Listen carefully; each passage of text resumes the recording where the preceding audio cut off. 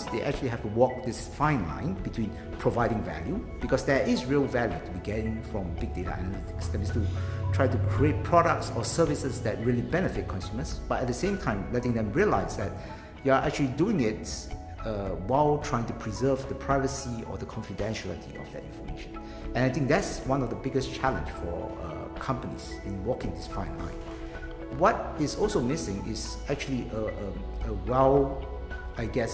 well-designed program to actually train data scientists for the future. That means the ones that can really look at the data and they can come up with very concrete hypotheses or propositions about how it can benefit the organization, and then to run the necessary analytics to deliver those.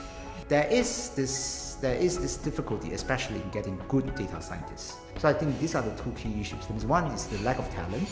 The second one is actually there is this trade-off that companies have to make between value creation and privacy. From my perspective, the way that the big data works is there's actually three aspects to it. So of course you have the business analytics aspect, which is actually looking into how you can make use of data to come out with information about your key performance indicators, and then making use of those key performance indicators to actually fine-tune your business processes and your business operations. The second stage is when big data analytics move into the predictive analytics, and they are looking into the expansion of markets. So that's actually predictive analytics, where you are trying to capture exactly when the customer needs what, at what point in time, and then you're using that to actually target the customers or the consumers with the most appropriate promotions or the most appropriate maybe services or products. I see probably a third evolution in big data analytics, which is slightly different, which is going beyond that into persuasive analytics. So where you're trying to persuade consumers to actually move forward either their purchase decisions or to even consider products that they may not have otherwise considered.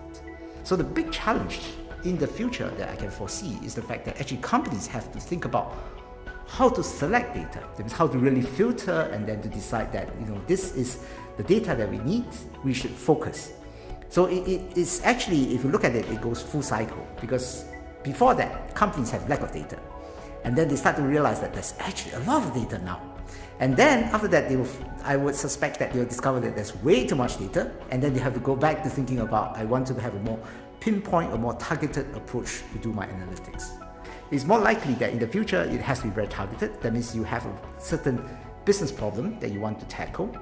You extract the relevant data sources, and then you analyze those relevant data sources.